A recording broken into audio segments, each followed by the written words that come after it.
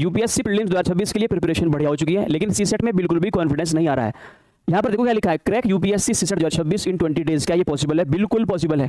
तो practice sessions आपको करवाने वाला हूँ 1500 प्लस क्वेश्चंस कवर्ड है इसके अंदर, जिसमें से 1000 सवाल नंबर सिस्टम के हैं। आपको बताएगा टोटल 80 सवाल आएंगे ना सीसेट के अंदर, तो 40 मैथ्स के, उसमें भी 25 सवाल किसके? नंबर सिस्टम के। और क्या फायदा है? 400 प्लस पीवाईक्यूज कवर्ड, यानी कि सारे के सारे प्रीवियस ईयर के सवाल आपको एक जगह सीक्वेंस में चैप्टर वाइज प्रैक्टिस सेशन में करने को मिलेंगे। 2015 से लेकर 2025 सारे के सारे कवर्ड है। 100% स्ट्रेटेजी है, फोकस प्रिपरेशन है, प्लान मेरा है, प्रैक्टिस मैं कराऊंगा, परफॉर्म आप करोगे अपने एग्जाम में।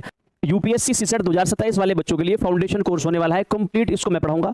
लाइव बैच होगा, डेली आपको 1 घंटे की लाइव क्लास मिलेगी और इवनिंग में आपको उसी क्लास का एक प्रैक्टिस सेट देखने को मिलेगा, यानी कि आप अपनी तैयारी को मॉनिटर कर पाओगे। आपका प्रैक्टिस सेट ऑनलाइन मोड पर होगा, हमारी एप्लीकेशन भावना एजुकेशन पर। सारे के सारे पीवाईक्यूज कवर होंगे 2015 से लेकर 2026 तक, क्योंकि 2026 का पेपर भी तब तक कवर हो चुका होगा।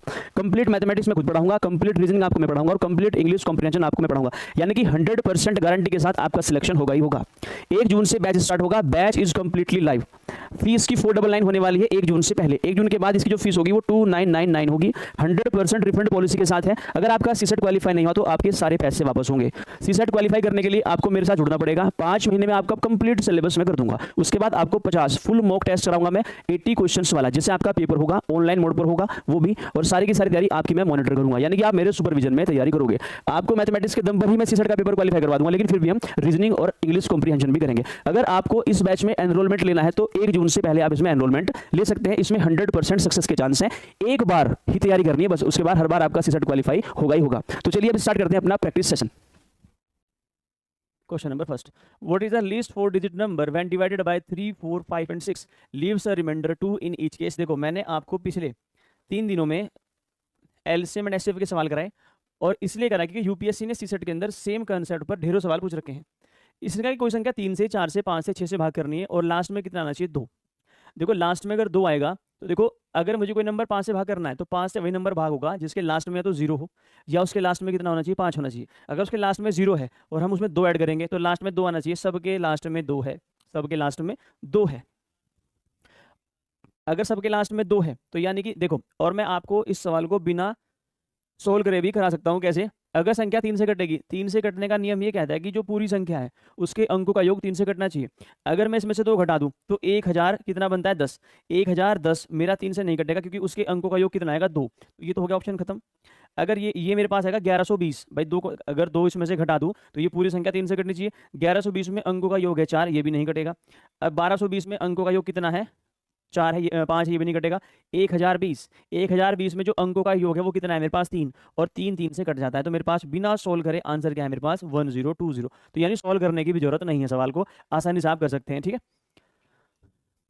तो 3 से काटना है, 4 से काटना है, 5 से काटना है, किससे काटना है? और 6 से काटना है। रिमाइंडर 2 बचना चाहिए। इनका जो एलसीएम होगा, जो इसका एलसीएम होगा वो कितना होगा मेरे पास? 60।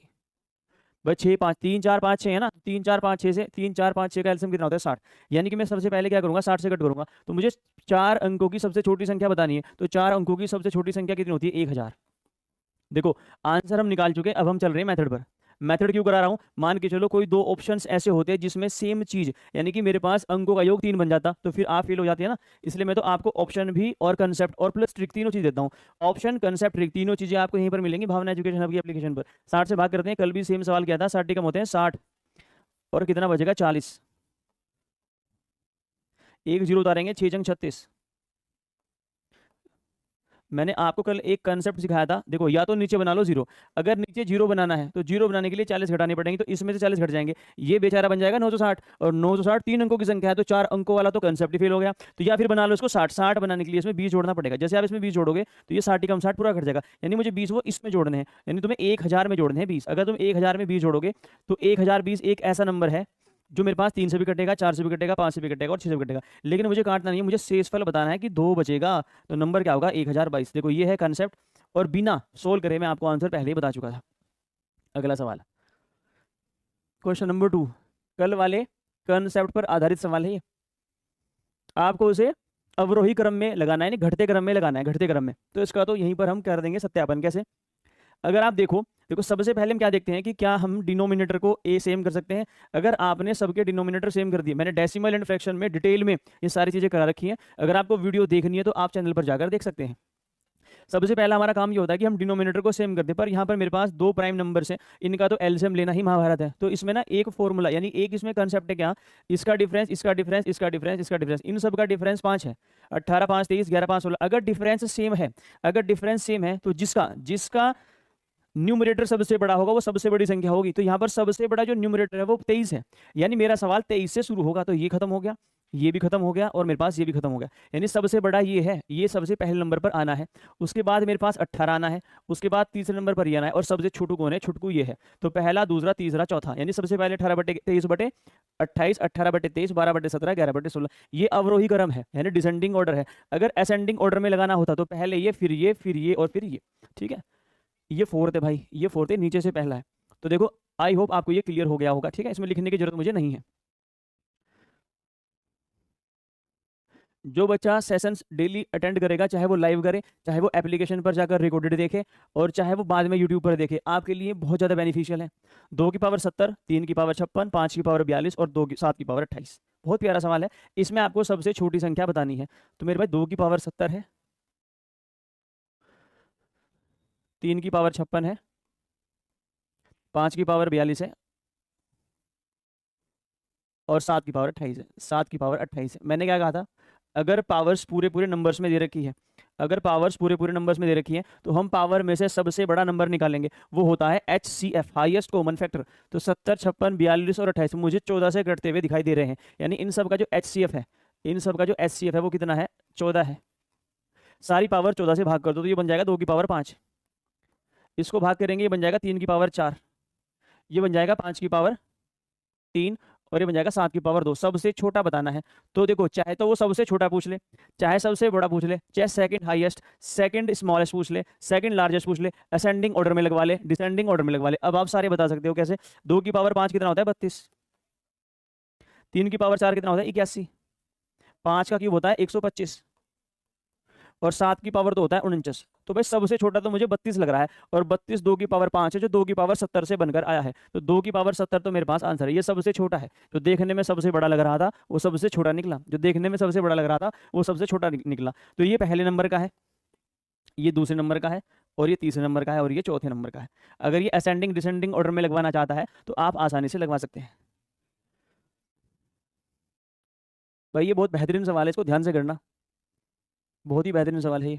देखो, इसने कहा है x is the sum of 2 digit number a b. देखो, एक्स सम है किसका, एक 2 डिजिट का नंबर है ए बी, और एक इसका रिवर्स नंबर है बी ए, यानी ए बी और बी ए का क्या है, ये ए बी और बी ए का क्या है, सम है एक्स। तो देखो, ये 2 डिजिट का नंबर है, और हम 2 डिजिट का नंबर कैसे लिखते हैं, 10a + b। देखो यहाँ पर ए बी दे दिया इसने, तो उसको मैं m और n की फॉर्म में लिख देता हूँ। देखो, मैं मान लेता हूँ कि जो मेरा ए बी है, जो ए बी है, देखो ए बी 2 नहीं, इसको 10 है, ठीक है। ए बी जो मेरे पास होगा, इसको मैं 10a + b लिख सकता हूँ। कोई भी 2 डिजिट का नंबर ऐसे लिखा जाता है, और जो बी ए होगा वो 10b + a हो जाएगा। ये हम पिछले 3 दिन से सवाल कर रहे हैं, ये सेम सवाल हम पिछले 3 दिन से करे जा रहे हैं। तो इसने x इनका सम बोला, यानी मुझे जोड़ना क्या है, 10a + b और प्लस 10b + a। मुझे ये बताना है कि ये जोड़कर जो आएगा, जो x की वैल्यू आएगी, ये किस किस से भाग हो जाएगी, a + b, ये किस किस से भाग हो जाएगी। तो जो x का मान आया वो आया x इज इक्वल टू 11 गुणा a + b, यानी ये जो संख्या बनेगी x, ये 11 से भी कटेगी। ये जो डिविजिबल है, ये भाई 11 से भी डिविजिबल है, और ये a + b से भी डिविजिबल है। और a और b क्या है, जो भी आपने नंबर माना है उसके अंकों का योग है, उसके अंकों का क्या है, ये योग है। तो देखो 11 से कटेगी, 11 मेरे पास ऑप्शन में है, 11 मेरे पास ऑप्शन में है। और आप ऑप्शन ए टिक कर कर आगे मत बढ़ना। क्यों, क्योंकि अगर आप ऑप्शन बी देखो तो ये भी आंसर है, क्योंकि a + b से भी कटेगी। इसने कहा कि then find x is always divisible by, हमेशा किससे विभाज्य होगी, नंबर कोई भी हो भाई, उसमें 11 आना ही आना है, उसमें a + b आना ही आना है। जैसे कि अगर मैं कोई भी एक नंबर मान लूँ 2 डिजिट का, मान के चलो मैंने एक नंबर मान लिया 42, और इसका अपोजिट है 27, इनको जोड़ूंगा 7 और 2 9, इसका अपोजिट है 24। अगर मैं इनको जोड़ूंगा तो 4 2 6 और 4 2 6, तो 66 आ गया भाई। क्या मैं 66 को 11 गुना 6 नहीं लिख सकता, देखो 11 तो आना ही आना है। और देखो ये नंबर है, इसके अंकों का योग कितना है, 6 तो है, देखो यहाँ पर क्या है 6, यानी कि जो नंबर बनेगा वो हमेशा एक तो 11 से कटेगा और जो संख्या है उसके अंकों के योग से कटेगा। तो यानी ये भी आंसर सही है, ये भी आंसर सही है। तो मेरे पास एक ऑप्शन ये होना चाहिए कि था बोथ ए एंड बी, एक ऑप्शन होना चाहिए था मेरे पास बोथ ए एंड बी, वो नहीं है। पर हमें तो मेन आंसर से मतलब है, हम अभी पेपर नहीं दे रहे हैं, अभी हम कंसेप्ट से सीख रहे हैं। ठीक है, अगला सवाल देखो, बहुत इंपॉर्टेंट सवाल है भाई, नंबर सिस्टम के संदर्भ में बहुत ही खास सवाल है ये। इसने कहा there are 4 distinct numbers a, b, c and d of single digits, find the maximum value of a plus B गुणा c प्लस डी। देखो हमें a प्लस बी गुणा c प्लस डी का अधिकतम मान निकालना है, अधिकतम मान निकालना है। और a b c d क्या है, मेरे पास 4 नंबर्स हैं, चारों अलग हैं और एकल संख्या है, सिंगल डिजिट की हैं। तो हम क्या, देखो हमारे पास जो सिंगल डिजिट के ऑप्शन है वो क्या है, एक तो 1 है, एक 2 है, एक 3 है, एक 4 है, एक 5 है, एक 6 है, एक 7 है, एक 8 है, एक 9 है, एक 0 भी है, सिंगल डिजिट का नंबर। ठीक है, ये मेरे पास ए बी सी डी की वैल्यूज हो सकती हैं। देखो इसमें हम कोई भी ए, किसी को भी बी, किसी को भी सी और किसी को भी हम इसमें डी लिख सकते हैं। हमें निकालना क्या है, हमें निकालना है ए प्लस बी, ए प्लस बी लिखना है पहले तो, और गुणा सी प्लस डी, इसकी मुझे मैक्सिमम वैल्यू निकालनी है, मैक्सिमम।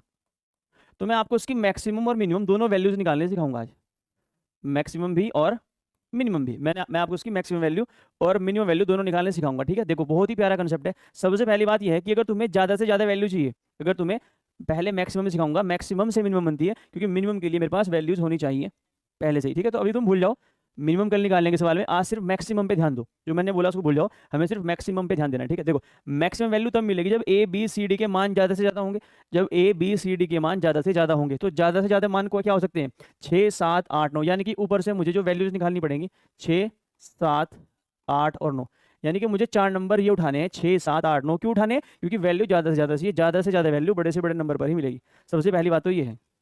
अब दूसरी बात क्या है, किसे ए रखूं, किसे बी रखूं, किसे सी रखूं, किसे डी रखूं, तो मामला फंस जाएगा ना। तो इसका एक तरीका है क्या, इन सबको जोड़ दो, इन सबको जोड़ दो। 9 और 8 17, 17 और 7 24 और 6 30, 30, इसे 2 से भाग कर दो, कितना आ गया 15, 15 आ चुका है। 15 का स्क्वायर कर दो, 15 का स्क्वायर कितना होता है 225। ये मैक्सिमम वैल्यू है, लेकिन ये रटवाने वाली बात हो गई। ये क्या हो गई, रटवाने वाली बात, समझने वाली बात नहीं है ये तो रटवाने वाली बात हो गई। अब मैं आपको समझाऊंगा, इसलिए मैंने सारे क्वेश्चन आपको थोड़े फास्ट मोड पे कराए अब तक, मैं अब आपको समझाऊंगा। ठीक है, देखो ये मैक्सिमम वैल्यू तब निकलेगी, ए और बी यहाँ से जो भी वैल्यू आएगी और सी प्लस डी करके जो भी वैल्यू आएगी, उनका अंतर अगर सबसे कम हो, उनका अंतर कम से कम होना चाहिए, उनका अंतर कम से कम होना चाहिए, तभी मुझे यहाँ पर प्रोडक्ट करके मैक्सिमम वैल्यू मिलेगी। देखो अगर यहाँ पर देखो मेरे पास 7 और 6 13 और 8 कितने होते हैं 21 और 9 30। देखो इन सब का सम 30 है, तो 30 को देखो 2 नंबर यहाँ पर है, 2 नंबर यहाँ पर है, तो 30 को मैं 2 टुकड़ों में बांट सकता हूँ, एक टुकड़ा में 15 यहाँ पर कर सकता हूँ और एक टुकड़ा में 15 यहाँ पर कर सकता हूँ। इनके बीच का जो अंतर है, इनके बीच का जो अंतर है वो कितना है 0। 0 से छोटा अंतर तो हो नहीं सकता, अंतर एक पॉजिटिव डिफरेंस होता है, तो 0 से छोटा अंतर मैं नहीं ले सकता, 0 से छोटा अंतर में नहीं ले सकता। तो 15 गुना 15 मेरे पास मैक्सिमम वैल्यू कितनी हो जाएगी 225, 225, जो कि ऑप्शन नंबर क्या है मेरे पास बी है। देखो अब ये 15 कैसे बनेगा, देखो बन जाएगा ये, अगर तुम्हें यहाँ पर ये 15 लेना है तो तुम वैल्यू क्या लोगे, देखो अगर तुम 6 और 9 ले लो, अगर तुम ए को 6 ले लो और बी को ले लो 9 से 15, इसको 7 ले लो और इसको 8 ले लो, 8 और 7 15, 15 गुना 15 कितने होते हैं 225। अब जो मेरे पास ये गिवन डाटा है ये वाला, ये अगर ये मेरे पास ए बी सी डी की वैल्यू है और मुझे मिनिमम वैल्यू निकालनी है, मिनिमम वैल्यू, अगर मुझे क्या निकालनी हो मिनिमम वैल्यू, मिनिमम वैल्यू निकालनी हो, तो मिनिमम वैल्यू कैसे निकलेगी, ये जो अंतर है ये अंतर ज्यादा से ज्यादा होना चाहिए, this difference should be the largest. ये ज्यादा से ज्यादा अंतर कब होगा, जब सबसे 2 छोटे नंबर एक तरफ जुड़ेंगे, सबसे 2 छोटे नंबर इस तरफ जुड़ेंगे। सबसे 2 छोटे नंबर कौन से, 7 और 6 13, तो 13 तो रख दो इधर, यानी इनकी वैल्यू 13 और इसकी वैल्यू 9 8 17, तो 17 गुना 13 कितने होते हैं 221, यानी जो 221 है ये तो है मिनिमम वैल्यू, ये मिनिमम वैल्यू है और ये मेरे पास मैक्सिमम वैल्यू है, ये मेरे पास मैक्सिमम वैल्यू है। तो यहाँ पर जो टीचर्स हैं आपको ये सिखाते हैं कि भाई जोड़ के आधा कर दो और उसका स्क्वायर कर दो, ये ठीक है, कंसेप्ट पर इसका ये है, यहाँ पर अंतर कम से कम होना चाहिए तभी मुझे बड़ी से बड़ी वैल्यू मिलेगी। लेकिन अगर ऐसा हो जाए कि ये 2 से ना कटे, अगर ये 2 से ना कटे, अगर ये 2 से नहीं कटेगा तो 2 इक्वल भाग नहीं आ सकते, अगर 2 इक्वल भाग नहीं आ सकते तो डिफरेंस 0 नहीं हो सकता, तब डिफरेंस 1 हो सकता है। तो अगर मेरे पास ये 29 होता, मान के चलो ये 29 होता, तो 29 को तुम 14 और 15 लिख दो, एक तरफ 14 बना दो एक तरफ 15, तो अगले लगभग 5 दिन यही सवाल चलने वाले हैं, अगले 5 दिन यही सवाल चलेंगे, मैक्सिमम वैल्यू मिनिमम वैल्यू। बहुत प्यारा सवाल है, बहुत प्यारा सवाल। गुड आफ्टरनून मिस्टर सत्तू, बहुत लेट आए आज तुम, तो भाई नंबर सिस्टम के 5 सवाल हुए खत्म। अब अगले 6 सवाल किसके हैं हमारे, अदर अर्थमेटिक चैप्टर्स के। तो देखो ए एक काम को 9 दिनों में करता है, बी 10 दिनों में करता है और सी 15 दिनों में करता है। तो ए किसी काम को 9 दिनों में करता है, बी उस काम को 10 दिनों में करता है और सी उस काम को 15 दिनों में करता है। सबसे पहले 9 का, 10 का और 15 का एलसीएम लोगे। वो एलसीएम क्या होगा, वही टोटल काम होगा। तो इनका एलसीएम कितना होता है, 90। तो इसकी एफिशिएंसी 10 आ गई, इसकी क्षमता कितनी आ गई, 9 आ गई, इसकी क्षमता कितनी आ गई, 6 आ गई। 9 छक्की 9 दूसरे 90, 15 छक्की 90 और 10 नम 90। ठीक है, अब मुझे क्या करना है, ये कुछ सवाल है किस पर है, जब कोई आदमी कार्य छोड़कर जाता है तो इस बार क्या हुआ, सभी मिलकर काम करना शुरू करते हैं, लेकिन शुरू करने के 2 दिन बाद बी काम छोड़ देता है। भाई लो देखो, सबसे पहले सवाल में तो ए भागा था, कल बी भागा था, कल सी भागा था, आज बी भाग चुका है। ये कब भागा है, 2 दिन। इससे 2 दिन का काम कराओ और इसे भगा दो। ये 2 दिन में 18 काम करता है। बस अगर तुम्हें इसे भगाना है ना तो इसका काम भी माइनस करोगे, आपको इसको एलिमिनेट करना है। तो आपको 90 में से 18 काम घटाना पड़ेगा, यानी कि आपको 72 काम करना है। और 72 काम करने के लिए तो जा चुका है, ए और सी है। ए और सी की क्षमता कितनी है, 16। 16 चौका 64 और 16 पंजे 80, यानी 4.5 दिनों में काम को ये लपेट देंगे। जो कि ऑप्शन नंबर क्या है मेरे पास, बी है। नेक्स्ट, टाइम एंड डिस्टेंस का सवाल। ये भाई आखिरी सवाल है आज, मतलब आखिरी क्या, इस कंसेप्ट पर आखिरी सवाल है। मैंने कहा था कल इसको एलिगेशन मेथड से कराऊंगा, मैंने ट्रिक से भी करा दिया। मैंने 3 बार इसको ट्रिक से करा, कल मैंने इसको बेसिक से करा, आज मैं कराऊंगा इसको एलिगेशन मेथड से, और कल को कुछ और करेंगे फिर। ठीक है, क्योंकि पूरा का पूरा टाइम एंड डिस्टेंस खत्म करना है सिर्फ और सिर्फ इन्हीं 200 प्रैक्टिस सेशंस में। ठीक है, अगर आपको पहले से आता है तो मजा आएगा आपको करने में, अगर पहले से आपको आता है तो आप और मजा आएगा करने में। देखो, स्पीड इज इक्वल टू क्या होती है, डिस्टेंस अपॉन टाइम। अगर तीसरी क्लास के बच्चे से पूछ लो कि बेटे चाल क्या होता है, वो कहेगा सर दूरी बटा समय, सबको पता है। Speed is equal to distance upon time. तो अगर हम स्पीड में एलिगेशन मेथड यूज करेंगे तो alligation is nothing but a type of average. तो स्पीड में अगर हम एलिगेशन लगाएंगे तो मेरे पास जो रेशो बनेगा वो टाइम का बनेगा। अब देखो ये बात ना आपको समझ में नहीं आ रही होगी, पर ये लिखूंगा तब समझ में आएगी। देखो मैं कहना क्या चाह रहा हूँ, मैंने ये कहा है कि हम क्या करेंगे, स्पीड में क्या लगाएंगे, एलिगेशन। तो स्पीड में जब एलिगेशन लगाएंगे तो एक इंसान के पास एक तो है साइकिल, एक तो वो बाइसिकल से चलता है और एक वो स्कूटर से चलता है। तो जो स्पीड है उसकी बाइक से चलने की स्पीड कितनी है उसकी, 7 किलोमीटर प्रति घंटा। 7 किलोमीटर प्रति घंटा। और स्कूटर से चलने की स्पीड कितनी है, 23 किलोमीटर प्रति घंटा। तो ये उसकी चाल है। यहां पर हमें लिखनी है औसत चाल। यहां पर हम क्या लिखेंगे, उसकी एवरेज स्पीड। यहां पर हम क्या लिखेंगे, उसकी औसत चाल, एवरेज स्पीड। Average speed. अब एवरेज स्पीड क्या होती है, देखो बाइक से चाल, बाइसिकल से चाल, स्कूटर से चाल, यहां पर लिखेंगे उसकी औसत चाल। औसत चाल क्या होती है, total distance upon total time. Total distance upon total time. तो इसने टोटल कितनी डिस्टेंस चली, इसने चली है टोटल 470 किलोमीटर। और टोटल टाइम कितना लिया इसने, 26 घंटे। 470/26 किलोमीटर पर आवर। ये इसकी टोटल डिस्टेंस, ये इसकी टोटल एवरेज स्पीड आ गई। ये क्या इसकी टोटल एवरेज स्पीड है। अगर मैं इसको सॉल्व करूं, अगर हम बड़े में, देखो हमें बड़े में से छोटा घटाना है, हमें क्या घटाना है, बड़े में से छोटा। तो नीचे जो रेशो आएगा वो किसका आएगा भाई, मेरे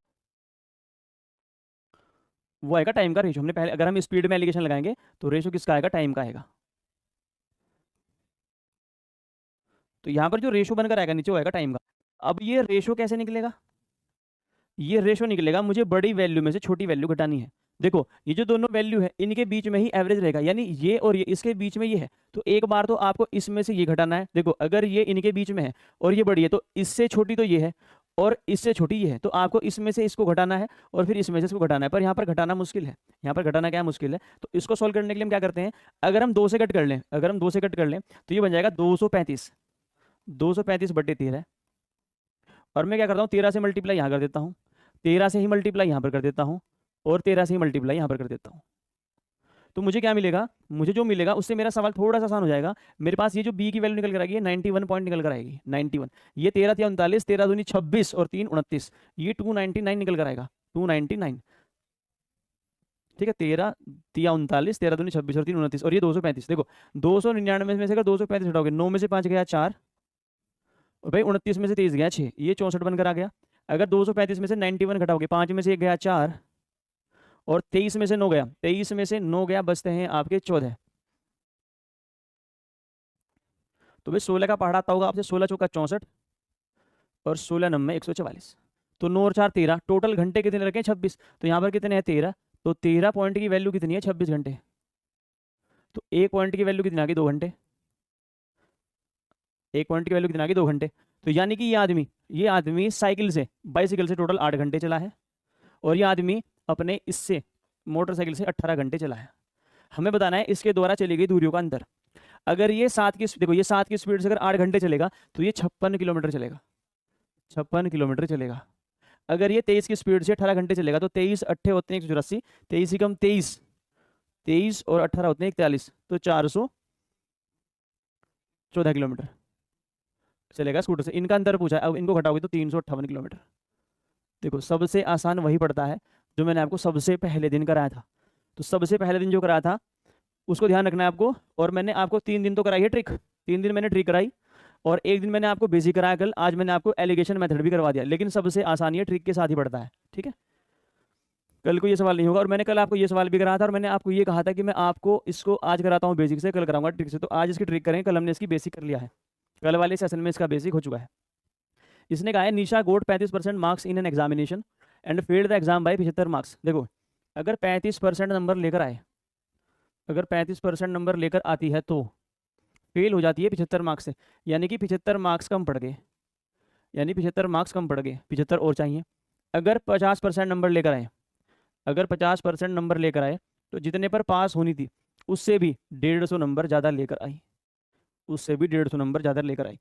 तो हमें क्या करना है? हमें इस परसेंटेज का अंतर निकालना है। तो 50 और 35 का अंतर कितना होता है? 15%।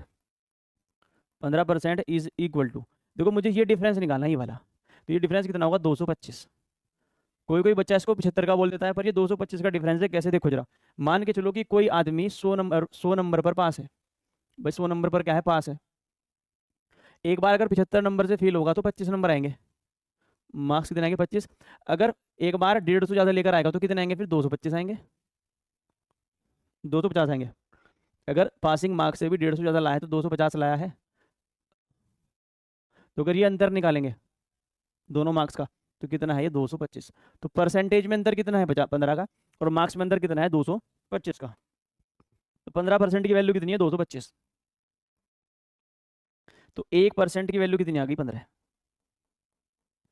तो 100% की वैल्यू कितनी होगी? 100% की वैल्यू होगी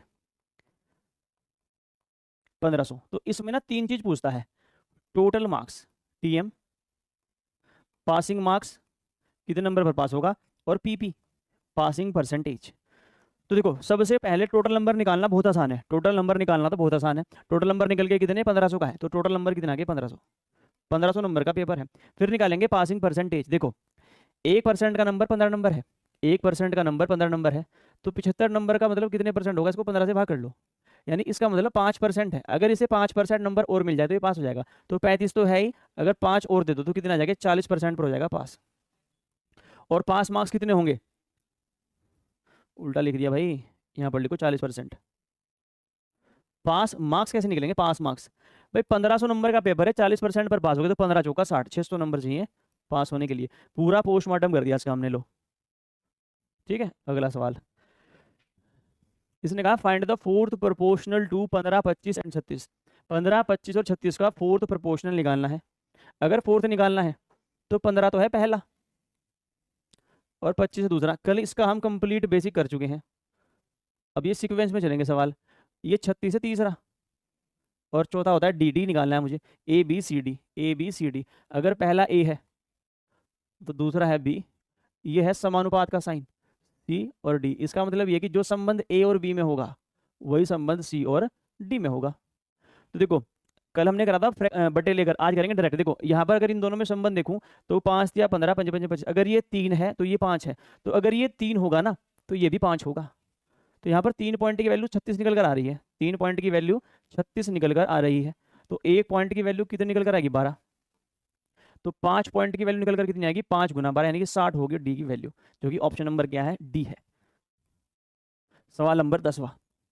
4 साल पहले the ratio of the ages of Parul and Kusum was 5:7, and after 16 years from now this ratio become 15:19. Find the difference of the present ages of the both. देखो ये डिफरेंस चाहे प्रेजेंट में पूछ ले, ये डिफरेंस चाहे 100 साल बाद पूछ ले, अगर दोनों जिंदा है तो अंतर कभी नहीं बदलता, अंतर हमेशा रहता है सेम। राहुल यादव 1500 गुड़नून, राहुल यादव जी 1/60 1/60 नहीं 60 ही आएगा, इसका आंसर 60 ही आएगा। 1/60 कैसे बोलते हैं देखो, 15/25, 15/25 is equal to 36/d, 36/d। देखो 5 दिया 15 और 5 पंजे 25, 3 से कट करोगे 12, तो ये 12 पंजे 60 है। इसको ये है 1/60 इज इक्वल टू 1/d है ये, ठीक है। तो d की वैल्यू कितनी आएगी 60, ना कि 1/60। तो d की वैल्यू कितनी आएगी 60, पर इसको हम यहीं पर निपटा सकते हैं। लो भाई 4 साल पहले एक पारल है और एक कुसुम है, ये तो पी के बन गया। 4 साल पहले यानी वर्तमान से 4 साल पहले जो इनकी आयु का अनुपात था वो 5-7, अगर ये 5 की है तो ये 7 की है। And 16 after 16 years from now, यानी कि वर्तमान से 16 साल बाद जो उनकी आयु का अनुपात है वो कितना है 15-19, 15:19। मैंने तुम्हें जब आयु पढ़ाई थी तो मैंने तुम्हें एक बात बताई थी कि देखो दो इंसान के एज का डिफरेंस हमेशा रहता है सेम। अगर यहाँ पर मैं इनकी एज का डिफरेंस देखूँ दोनों की, अगर एक की एज 5 है तो एक की 7 है, तो अंतर 2 है। अगर यहाँ पर मैं इनकी एज का डिफरेंस देखूँ तो कितना है 4 है। तो पहले इनकी एज का डिफरेंस बराबर करो, ऊपर करोगे 2 से मल्टीप्लाई, यानी ऊपरले वाला रेशो चेंज होगा, 10 से बन जाएगा 14। अब ये नया रेशो है, क्योंकि देखो इसमें कमाल ये है, कंसेप्ट ये है कि देखो ये जो अंतर है वर्तमान से 4 साल पहले वर्तमान के 16 साल बाद, ये 20 साल का अंतर है। ये 20 साल का अंतर है, क्यों है? एक तो वर्तमान से 4 साल पहले है और एक वर्तमान के कितने साल बाद है, 20 साल बाद है। Uttarakhand exams, hello hello Uttarakhand exams. तो देखो ये क्या होता है, देखो इन यानी कि यहाँ पर जो आयु है इसमें भी 20 साल जुड़े हैं, इसमें 20 साल जुड़े हैं। तो अगर ये आयु का डिफरेंस सेम ना हो तो ये अंतर सेम नहीं आता। देखो यहाँ पर 10 और 5 15 है और यहाँ पर 14 और 5 19 है, ये बराबर नहीं आएगा। ये बराबर तभी आएगा जब यहाँ पर डिफरेंस बराबर होगा। तो 5 पॉइंट की वैल्यू कितने साल है, 20 साल है। तो 1 पॉइंट की वैल्यू कितनी होगी मेरे पास, 4 साल। अब आयु का योग पूछा है, वर्तमान आयु निकालने की कोई जरूरत नहीं है, आयु का योग हमेशा क्या रहता है सेम। तो देखो कितने पॉइंट है, 4 पॉइंट। तो 4 पॉइंट की वैल्यू कितनी होगी मेरे पास, 4 चौक 16 साल। 16 साल तसल्ली के लिए चाहे निकाल के देख लो, 1 पॉइंट की वैल्यू 4 है तो यहाँ पर ये 40 साल का होगा और ये 56 साल का होगा। देखो यहाँ पर भी 16 साल का अंतर है। अगर वर्तमान में लेकर आओगे तो इसकी उम्र में 4 बढ़ाओगे, ये 44 साल का हो जाएगा। इसकी उम्र में 4 बढ़ाओगे, ये 60 साल का हो जाएगा। ये 60 साल का हो जाएगा। और 60 में और 44 में अंतर कितना है, 16 साल का। तो उसको मैंने यही खत्म कर दिया, 4 पॉइंट डिफरेंस। देखो यहाँ पर भी 4 point difference, 4 point difference, 4 point की वैल्यू कितनी है, 16, जो कि ऑप्शन नंबर क्या है मेरे पास, बी है। लो भाई कल ही करा था सवाल ये पैरेललोग्राम का। एक समांतर चतुर्भुज है, कुछ दिन पैरेललोग्राम ही चलेगा, पैरेललोग्राम के अच्छे अच्छे सवाल बनते हैं। तो ये जो 11वें नंबर का सवाल है, देखो इसमें इसमें सुन लो पूरा का पूरा, तो इसमें आपका मेंसुरेशन, पूरी की पूरी ज्योमेट्री, पूरी की पूरी कोऑर्डिनेट ज्योमेट्री, पूरा का पूरा अलजेब्रा, पूरा का पूरा क्वाड्रेटिक इक्वेशन, पूरी की पूरी लीनियर इक्वेशन, मैं इन्हीं 200 क्वेश्चन में कंप्लीट करवा दूंगा। तो 11वें सवाल की तो जो सीट है ना वो बुकड है पहले से ही। ये भाई पैरेललोग्राम में कल ही बताया था, पैरेललोग्राम की जो आमने सामने की होती हैं भुजाएं वो होती हैं बराबर। अगर ये ए है तो ये भी ए है, अगर ये बी है तो ये भी क्या है, बी है। और एक चीज और बताई थी कल, अगर याद हो तो, ये बताया था इसके पास जो इसकी हाइट होती है ये होती है पैरेलल साइड्स के, जो पैरेलल लाइंस हैं उनके बीच का डिफरेंस। डिफरेंस बोलो डिस्टेंस, पैरेलल लाइंस के बीच का डिस्टेंस ये है आपकी हाइट। ये इसकी हाइट है, ये गैस की हाइट है, ये भी ये 90 होगा, ये h1 है, ये क्या है h1। और एक और बताया था कल, क्या, इन दोनों के बीच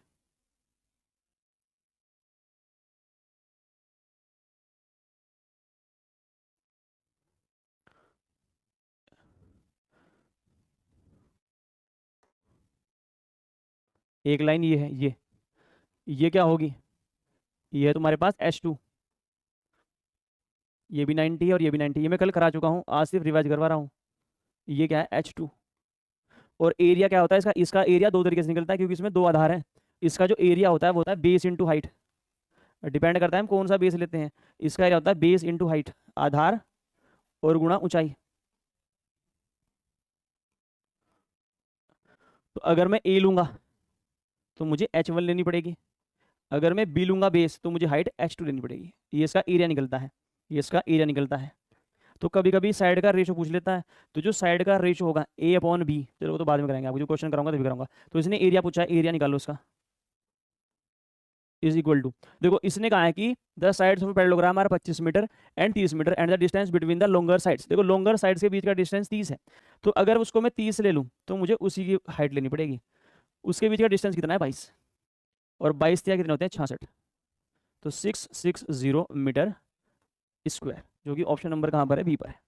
ठीक है, ये आपके 11 सवाल होते हैं मैथमेटिक्स के। ये 11 सवाल किसके होते हैं, मैथमेटिक्स के। तो भाई ये जो कंप्लीट कोर्स है यूपीएससी सीसेट 2027 वाले बच्चों के लिए कंप्लीट लाइव होने वाला है, आप इसमें एनरोलमेंट ले सकते हैं। इसी के साथ आज का सेशन खत्म होता है। अब आपसे मिलेंगे अगले सेशन के साथ, तब तक के लिए धन्यवाद।